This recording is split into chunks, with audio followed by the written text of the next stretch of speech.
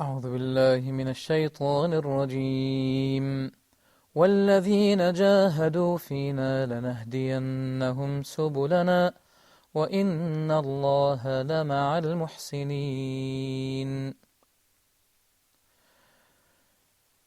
Assalamu alaikum wa rahmatullahi wa barakatuh. Dear viewers, welcome to the episode The Benefits, reading from the book of Al-Qayem on his marvelous book titled as The Benefits. Reciting this verse about the issue or the importance and the virtue of struggling in faith to reform yourself, to resist the evil, and to help others resist the evil. As we translate it in English, and those who strive for us, we will surely guide them to our ways, and indeed Allah is those doers of good. Our ways means the various ways and means to attain the acceptance and the pleasure of Allah.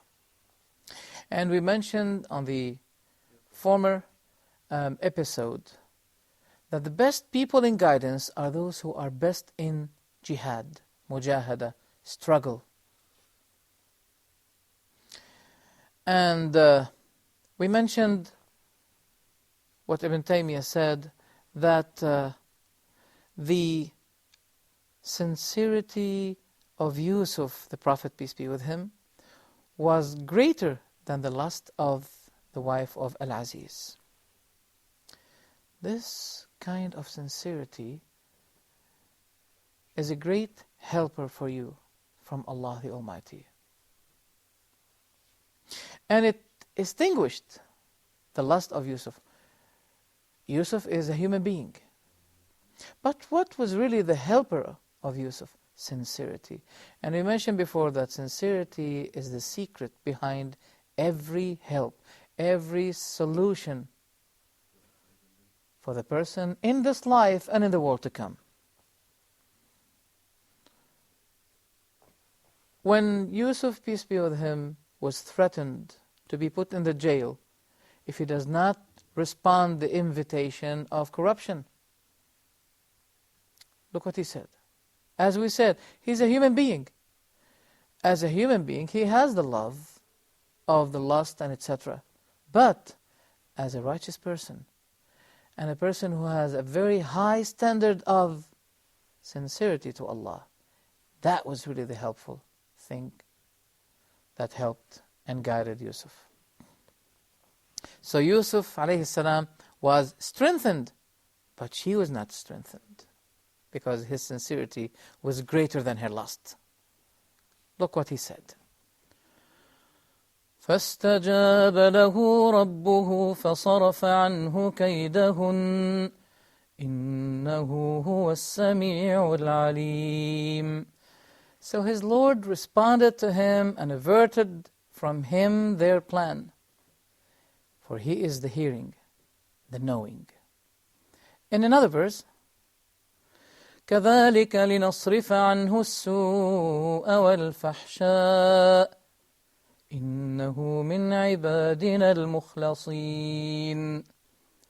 Thus, we should avert from him evil and immorality, for indeed, he was of our sincere servant ones. So that shows the importance of sincerity to Allah, which is behind strengthingness and steadiness in faith. It's behind the guidance. Those who are sincere to Allah, they are guided. Carrying on with the beautiful, marvelous statements of Ibn Al-Qayem. He said, no one will be able to exert or to struggle against the far outsider enemy except those who succeeded in struggling and striving against their inner enemies. He who's successful, or he who had been granted victory against their inner enemy, will be granted victory against the far enemy. But he whom his soul, his inner enemy, defeated him, he will be soon defeated by the far and outside enemy. This was mentioned or written by Ibn Al-Qayem under the title of Afradul Jihad, the most obligatory jihad. What is the most obligatory jihad? Ibn Al-Qayem said, the most obligatory jihad is number 1, jihad against the soul. Number 2, jihad against the desire. Number 3, jihad against the devil. Number 4, jihad against dunya. Look here, he put the devil, the enemy, number 3, not number 1. Why? Because if you did not fix your soul, if you did not resist your desire, then the devil will be taking advantage of them. But if you have fixed, reformed your soul, you have controlled your desire, then the devil won't be having any access to you, but through them. So he'll not be having access to you as long as you are fixing those 2 elements, your soul, your desire. He said, he who struggled against these 4 things for the sake of Allah. This is very worthy to be realized or to be noted or noteworthy. That you have to struggle against those 4 things for the sake of Allah. Then Allah will be guiding him to His ways of pleasure, which will be conducting him, which will be taking him, reaching him to His paradise. But he who had left the jihad, he will be missing guidance due to the jihad he left. Let me say this, the people had left guidance, left struggling against their own souls, so they became frustrated to struggle against their enemies. Struggling the enemy to some people is easier than struggling against a cigarette. If you ask him, can you struggle against your enemy, jihad against your enemy? He says, yes, that's easy, I like it. Can you struggle against a cigarette? He says, that's difficult, I can't. Why? Why you cannot struggle against this? He says, well, we know that this one is makruh. What is makruh? He said, well, it's not forbidden. Well, let me tell you something. If it's not forbidden, why don't you say Bismillah? We know that everything good that we use, whether eating or drinking, it should be preceded or began with Bismillah. Can you do that? No. I'm going to tell you, you can't do that. This is a scale that I give you to show you whether you believe it's forbidden or it's disliked or hated.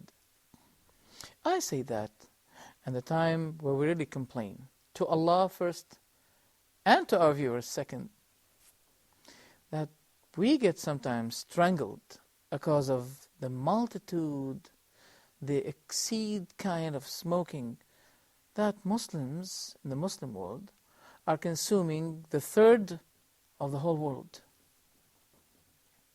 People do not find enough support or money to feed themselves and their children. Yet, their priority is to supply themselves with this kind of thing. You can't quit smoking. That means you can't struggle against your own soul. You can't struggle. And how your enemy, the devil, will be happy to hear you saying, I can't quit. He's very happy to hear this. This is a scale for him to know how weak you are in resisting and struggling this kind of enemy. I'm not confining the topic to this, but I'm saying we have to strive our utmost striving against any kind of thing, against our souls, against our desire, against the devil.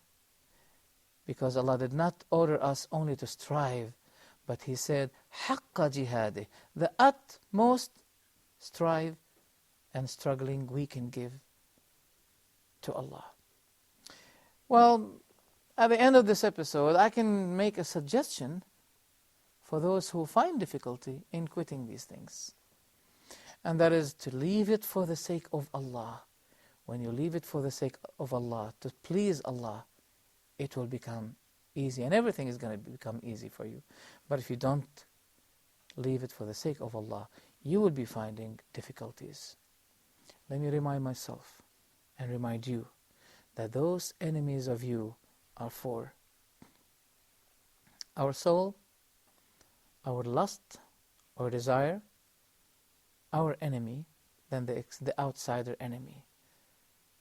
You begin with the first, the second is going to be easy, the third is going to be easy. And the utmost struggle we do is to struggle ourselves, to confine ourselves, to obey Allah and His Messenger. I enclose this with what one of the companions said. The Prophet forbade us from certain type of selling or trade which was beneficial to us, but the obedience to Allah and His Messenger is more beneficial than it. Yes, obeying Allah and His Messenger will remain to be the best kind of benefit for us. I'll leave you with this beautiful hadith. Then we continue, inshallah, the next episode. Be with us on our program, The Benefits. Thank you very much. Wassalamu alaikum wa rahmatullahi wa barakatuh.